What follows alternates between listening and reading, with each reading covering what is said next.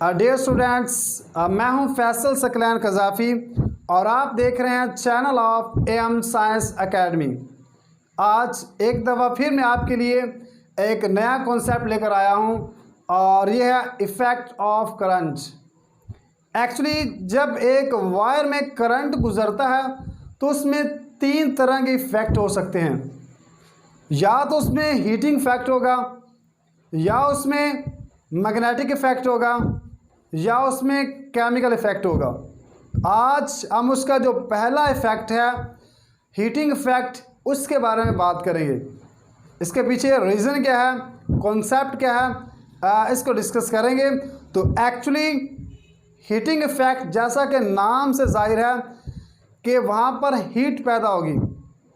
तो इसके मुताबिक जब किसी भी वायर में करंट गुज़रता है, आपके पास एक वायर है, एक तार है, उसमें जब करंट गुज़रेगा तो करंट के गुज़रने की वजह से वहाँ पर पैदा हो जाता है हरारत, या उसे आप हीट कह सकते हैं। तो वो जो हरारत पैदा होता है वो किस तरह पैदा होता है, तो याद रखें कि जब भी एक वायर में करंट गुज़रता है तो उसमें हीटिंग इफ़ेक्ट पैदा होता है, वहाँ पर हीट पैदा हो जाती है और हम उसे नाम देते हैं हीटिंग इफ़ेक्ट का।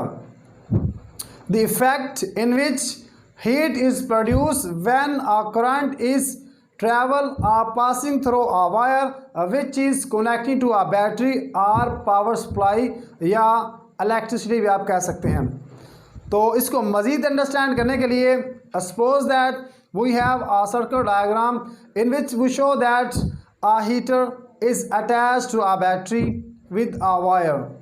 सपोज दैट हमारे पास एक हीटर है जो हम यूज़ करते हैं इन विंटर के किसी चीज़ को गर्म करने के लिए, या कमरे को गर्म करने के लिए, अपने आप को गर्म करने के लिए हम क्या करते हैं, इसको इस्तेमाल करते हैं।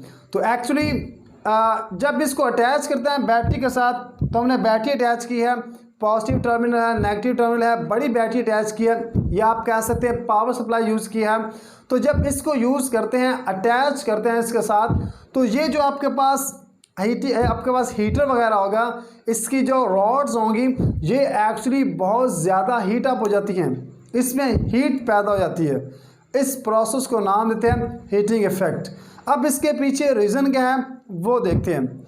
जैसा कि बताया बैटरी अटैच की है, तो जब बैटरी अटैच करते हैं तो यहाँ से इसका जितना पोटेंशियल डिफरेंस होता है वो इन दोनों पॉइंट पर सेटअप हो जाता है। जैसे सेटअप होगा ये इलेक्ट्रॉन्स मूव करना स्टार्ट कर देंगे। We know that this heater is consist of a large number of electrons. हमें पता है कि ये जो हीटर है इसमें लातादाद नंबर ऑफ इलेक्ट्रॉन्स है जो कि फ्रीली मूव कर रहे हैं।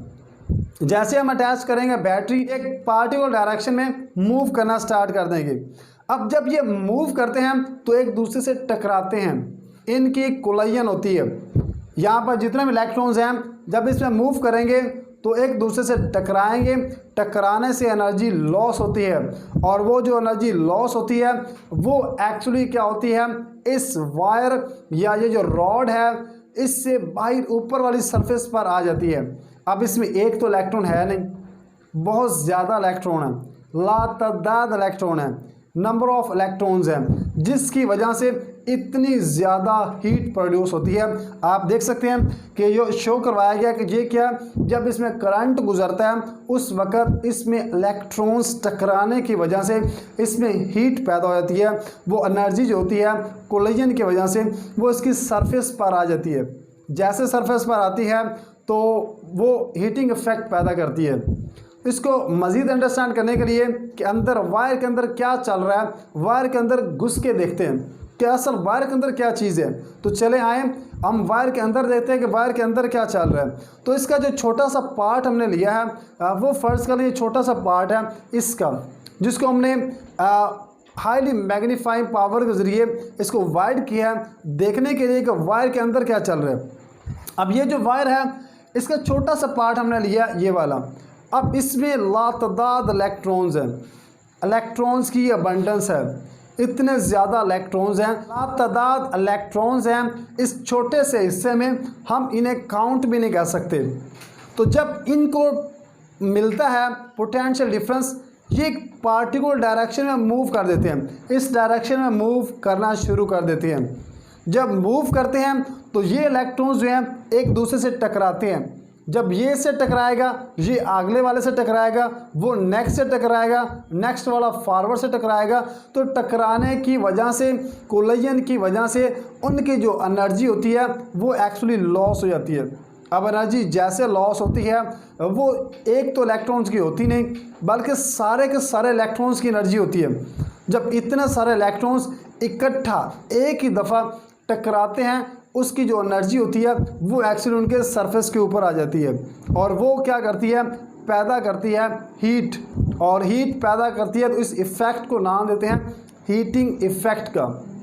तो ये जो हीटिंग इफ़ेक्ट है ये एक्चुअली डायरेक्टली प्रोपोर्शनल होता है नंबर ऑफ इलेक्ट्रॉन्स के, डायरेक्टली प्रोपोर्शनल होता है करंट के, कि वायर के अंदर जितना ज़्यादा करंट होगा उतना ज़्यादा हीटिंग इफ़ेक्ट होगा। सिंपल सी बात है, छोटी बैटरी लगाएंगे थोड़ा करंट होगा, बड़ी बैटरी लगाएंगे बहुत ज़्यादा करंट होगा। इसलिए ये क्या एच जो है इसको डिनोट करते हैं, हीटिंग इफेक्ट को डिनोट करते हैं एच के साथ। तो ये डायरेक्टली प्रोपोर्शनल होता है आई की, बल्कि आई के नहीं बल्कि आई के स्केयर के डायरेक्टली प्रोपोर्शनल होता है। You can see here that from the equation H is equal to I square R T, यानी कि जो हीटिंग इफेक्ट है वो आई के नहीं बल्कि आई के स्केयर के डायरेक्टली प्रोपोर्शनल होता है। और इसी तरह आर भी है और टी भी है। एक्चुअली ये जो आर है, ये सब जो इलेक्ट्रॉन्स होते हैं इनकी जो कोलिजन होती है, जो टकराव होता है, ये ऑपोजिशन भी फेस करते हैं। जब ये एक दूसरे से टकराते हैं तो वो जो रुकावट फेस करते हैं उसको नाम देगा रेजिस्टेंस का। तो उसके भी क्या डायरेक्टली प्रोपोर्शनल होती है। अगर ज़्यादा रेजिस्टेंस होगी, ज़्यादा टकराएंगे तो हीटिंग इफेक्ट भी ज़्यादा हो जाएगा। और इसी तरह साथ टाइम है, इसका मतलब है कि यहाँ पर टाइम भी लगेगा। ये तो पता है कि जब भी कोई भी काम होता है तो इसका मतलब है वहाँ पर कोई भी इफेक्ट होगा तो वहाँ पर टाइम लाजमी यूज़ होता है। तो एक्चुअली एच जो है हमारे पास है ये as I square R T के बराबर होता है। एच जो है वो बराबर होता है आई स्केयर आर टी के। तो इसमें हमने देखा कि किस तरह से एक वायर में जब करंट मूव करता है वहाँ पर पैदा हो जाता है हीटिंग इफ़ेक्ट। और वो जो हीटिंग इफ़ेक्ट होता है वो किसकी वजह से होता है, जो हम करंट अप्लाई करते हैं उस वायर में। तो इसकी डेली लाइफ में बहुत सारे एग्जांपल हैं। जैसे हम विंटर में कमरे को गर्म करने के लिए या हम अपने हाथों को गर्म करने के लिए हम यूज़ करते हैं इसको हीटिंग इफ़ेक्ट को। और ये क्या, जैसे हम हीटर यूज़ करते हैं तो एक्चुअली हीटर के पीछे क्या रीज़न है, वो ये वाले रीज़न है। हीटर के अंदर क्या चल रहा है, ये सब कुछ चल रहा है। तो ये क्या है, ये हीटिंग इफ़ेक्ट है। तो ये था हमारे पास हीटिंग इफ़ेक्ट, जिसमें हमने देखा कि किस तरह से एक वायर में जब करंट गुजरता है तो करंट के गुजरने की वजह से वहाँ पर हीट कैसे पैदा होती है। उम्मीद है आपको ये लेक्चर पसंद आया होगा। अगर आप हमारे चैनल पर न्यू हैं तो हमारे चैनल को सब्सक्राइब कीजिए और हमारी वीडियोस को लाइक कीजिए और अपने दोस्तों के साथ शेयर करना ना भूलिए। Thank you.